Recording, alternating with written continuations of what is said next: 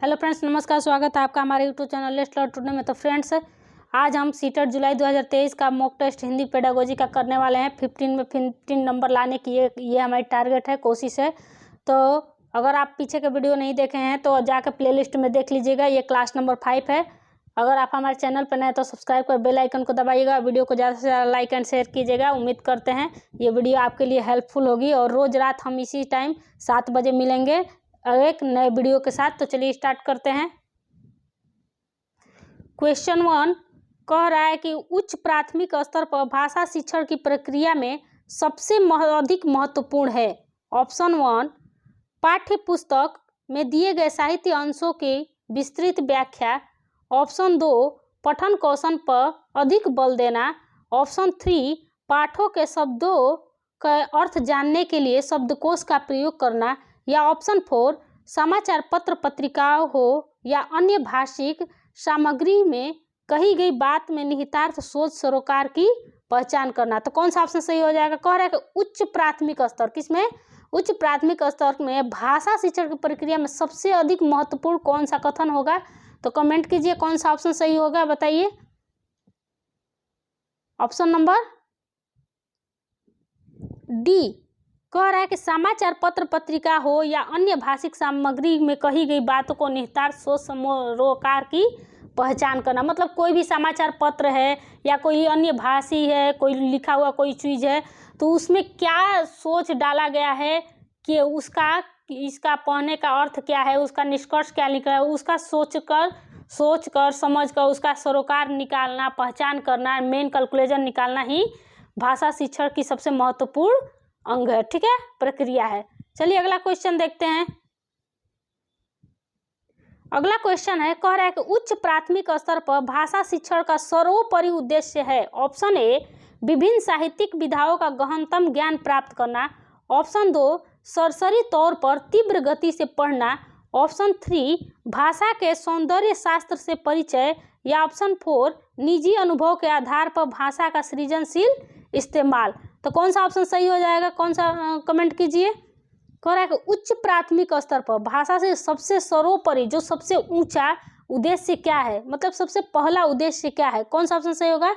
तो option number D निजी अनुभव के आधार पर भाषा का सृजनशील इस्तेमाल करना। देखिए, अगर कोई बच्चा है अपने निजी अनुभव को, अपने जो आप बीती, जो भी वो सोचता है समझता है, जो भी उसके भाव विचार है, निजी अनुभव मतलब अपना उसका खुद का विचार हो, किसी और का ना हो, उसके आधार पर अगर वो भाषा का सृजनशील इस्तेमाल करेगा तो वो क्या होता है?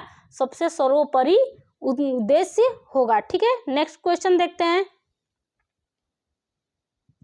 अगला क्वेश्चन है, सुनी, पढ़ी और समझी हुई भाषा को सहज और स्वाभाविक लेखन द्वारा अभिव्यक्त करने की क्षमता का विकास करने में निम्नलिखित में से कौन सहायक है? ऑप्शन 1 सुनी, देखी, पढ़ी, सॉरी यहाँ मिसप्रिंट हो गया है, पढ़ी होगा, पढ़ी घटना को अपने शब्दों में लिखित रूप में अभिव्यक्त करना। ऑप्शन 2 मेरा प्रिय विद्यालय विषय पर निबंध लिखना। ऑप्शन 3 औपचारिक पत्र लेखन। या ऑप्शन 4 किसी पढ़ी हुई कहानी को संक्षेप में लिखना। तो कौन सा ऑप्शन सही हो जाएगा?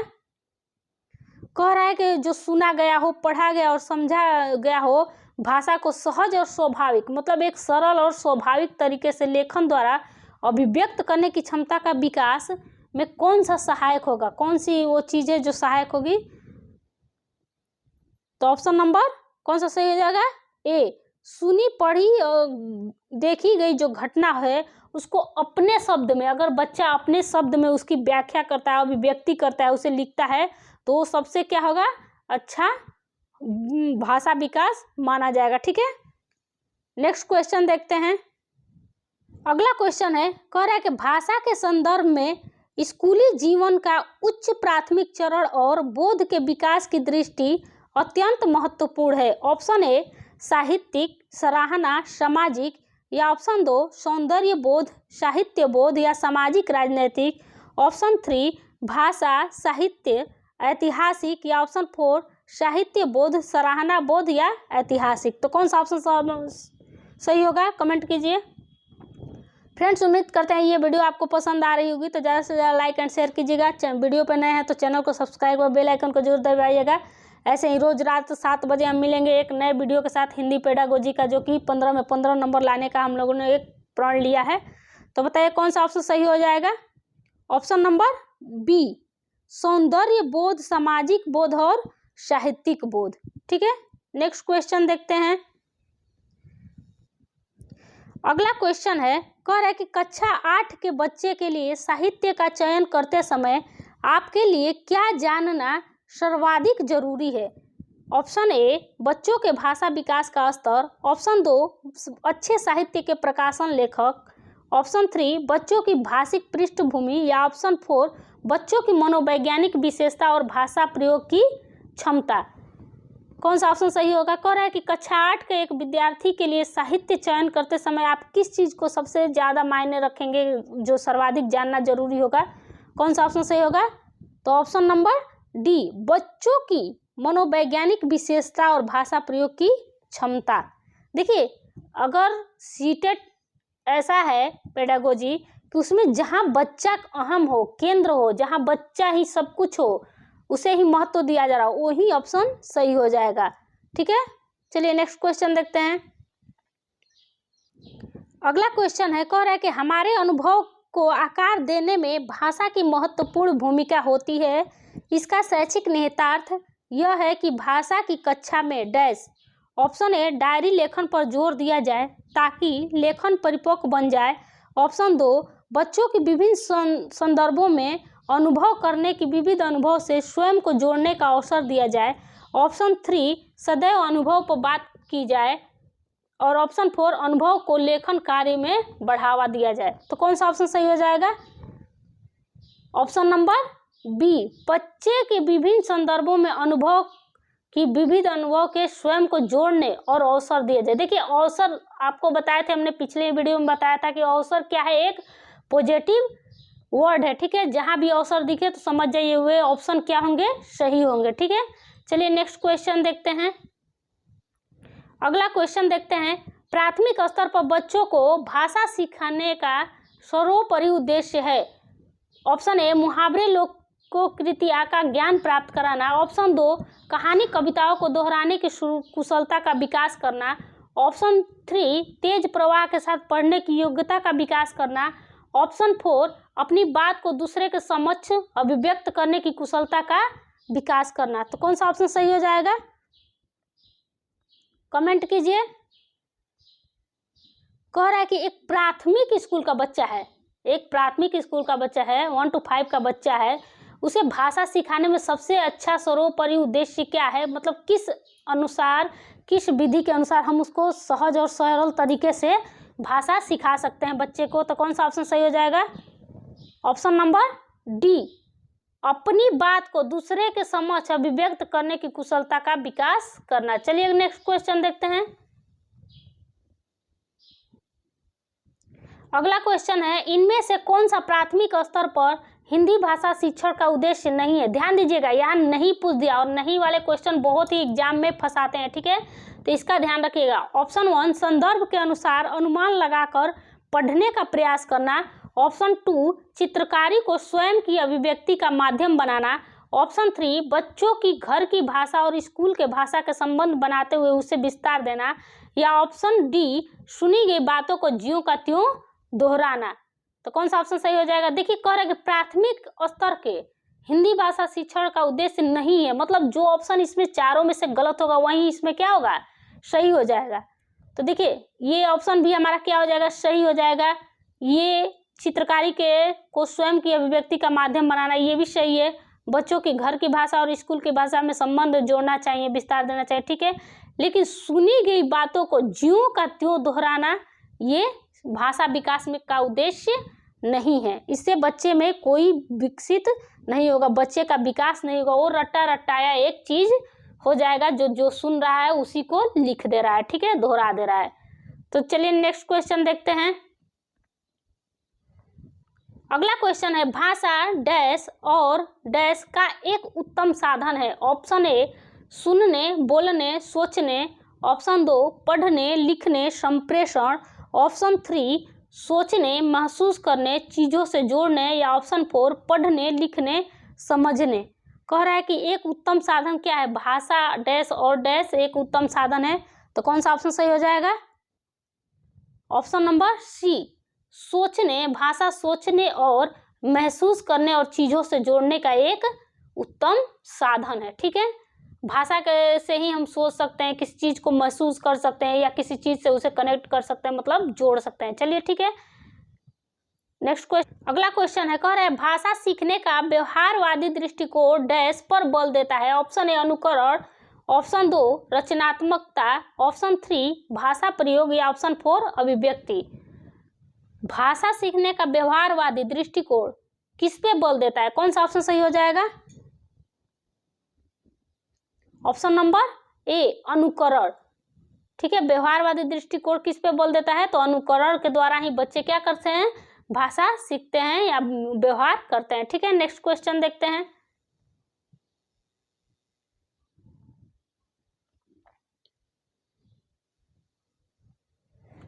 नेक्स्ट क्वेश्चन है, इनमें से प्राथमिक स्तर पर भाषा आकलन का सर्वाधिक उचित तरीका है। ऑप्शन ए किसी पाठ की जांच 5 पंक्तियां पढ़वाना।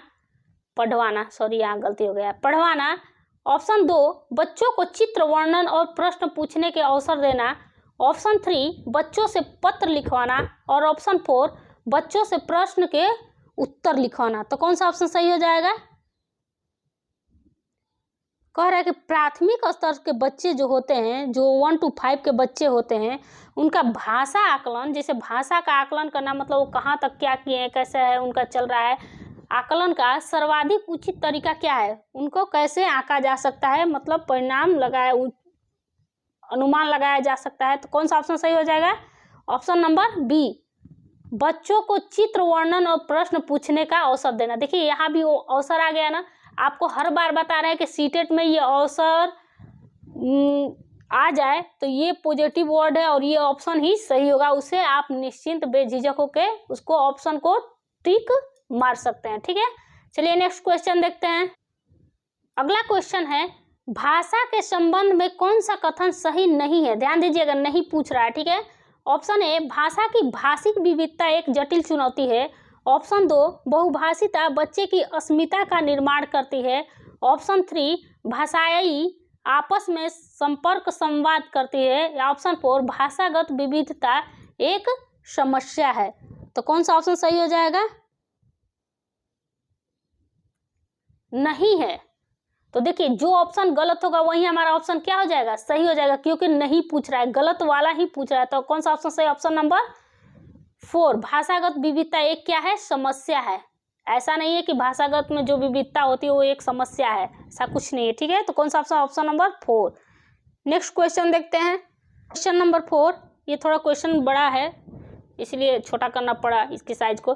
कह रहा है कि उच्च प्राथमिक स्तर पर भाषा शिक्षण का उद्देश्य है। ऑप्शन ए व्याकरण के नियमों को कंठस्थ करना।